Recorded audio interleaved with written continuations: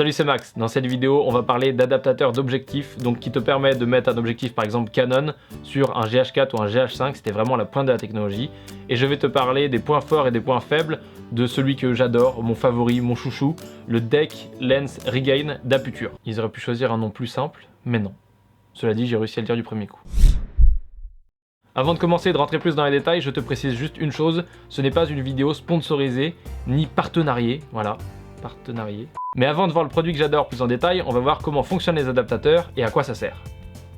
Et les différents types aussi. Bon, du coup, c'est pas très compliqué. À quoi ça sert, tu dois déjà un peu le savoir si tu es sur cette vidéo.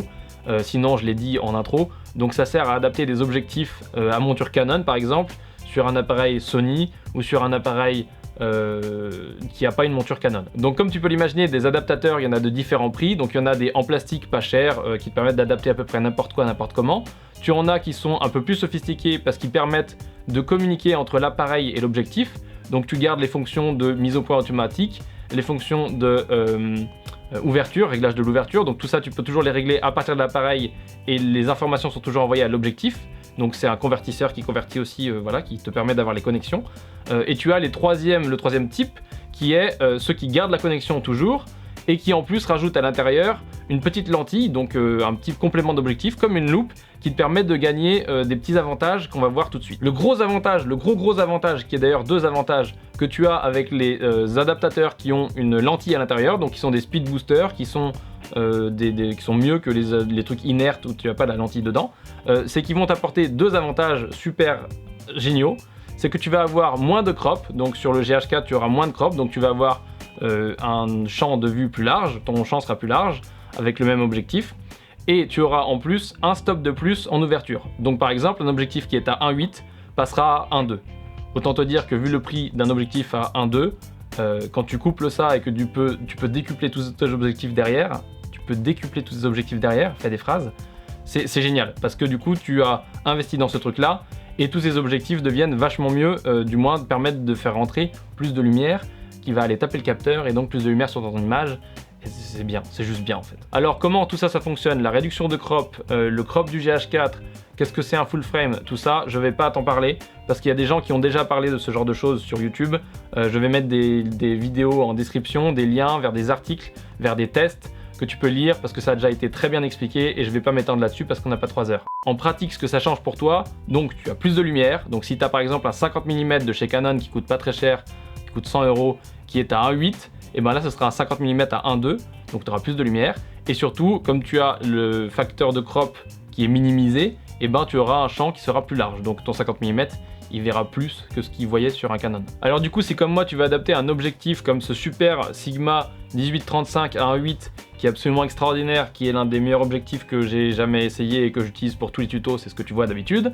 Si tu veux l'adapter sur ton GH4, ton GH5, un Sony A7S II, enfin un appareil Sony de manière générale, ou une Blackmagic Pocket, si tu es dans ce cas-là et que tu veux faire cette adaptation, alors à ce moment-là, tu as deux choix en ce moment sur le marché de produits de qualité. Donc tu as Metabone, qui est Metabones d'ailleurs, oui c'est un S je crois à la fin, qui fait ce genre d'adaptateur. Ils en ont plein pour différentes montures dans tous les sens. Et tu as Aputure, donc qui fait le Deck Lens Regain. La deuxième fois ça passe pas. Ils ont deux versions. Ils ont une sans lentille et une avec lentille, mais nous ce qui nous intéresse c'est celle avec lentille, donc cette version un peu speed booster.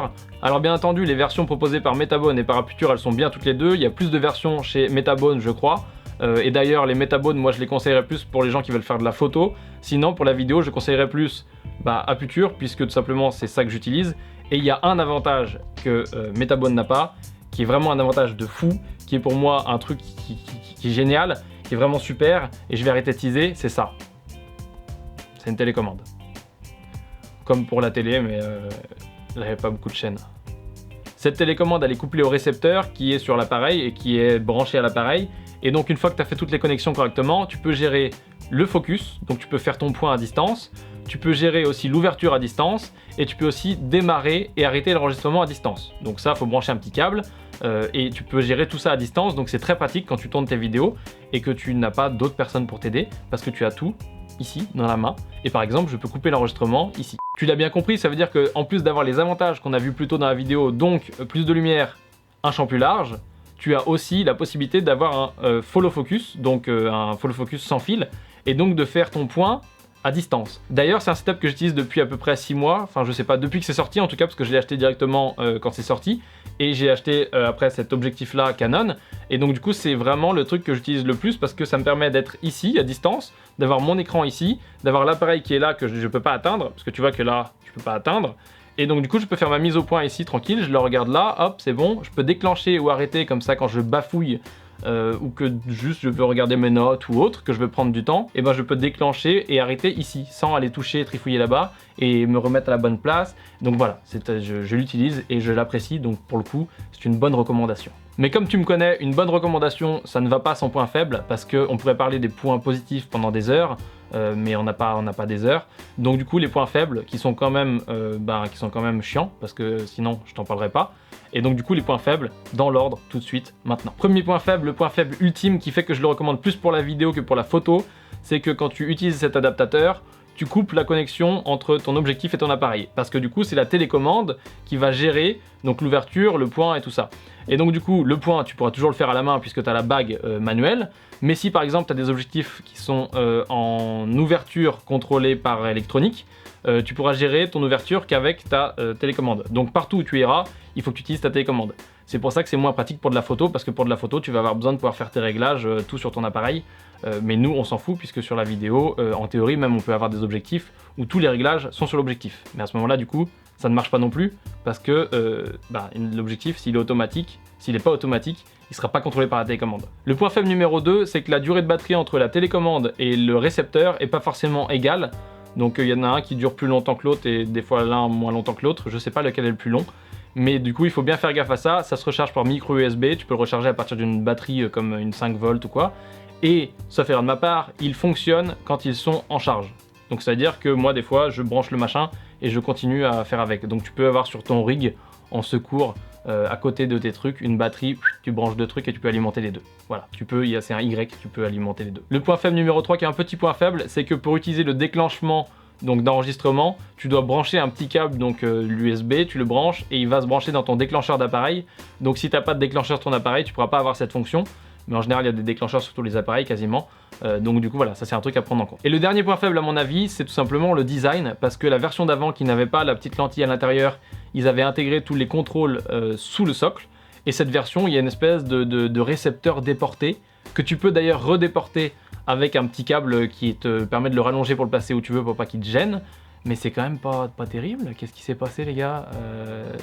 Le design là, fallait faire un truc en dessous, c'était bien ça. Malgré ces petits points faibles, ça reste pour moi un bon produit, même un super produit que je suis très content d'utiliser tous les jours, qui est très pratique. Surtout quand tu es en train de faire des trucs tout seul, que tu tournes tout seul, c'est super pratique parce que tu peux gérer plein de choses. Même si c'est toi qui es derrière la caméra, ça te permet de gérer les choses. Par exemple, si tu as un rig, et ben tu peux mettre sur ton épaule et ici tu as un petit point de fixation et tu fixes et tu peux tenir ça et faire ton focus. Donc tu peux suivre quelqu'un, faire ton focus, démarrer, arrêter, tu peux faire plein de choses, c'est assez pratique.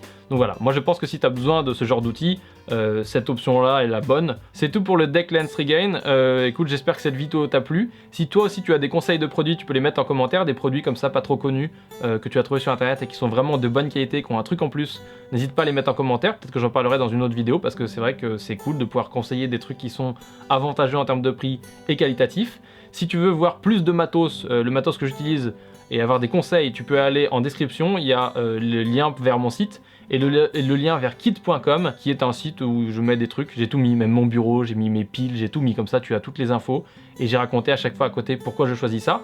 Sinon écoute, je te remercie d'avoir regardé cette vidéo, si tu l'as appréciée, tu peux bien sûr mettre un petit pouce bleu, ça me fera plaisir, et puis aussi tu peux poser une question en commentaire comme d'habitude, tu n'hésites pas, donc allons-y, hein, parlons. Sinon, écoute, je te remercie d'avoir regardé cette vidéo et je te dis à plus.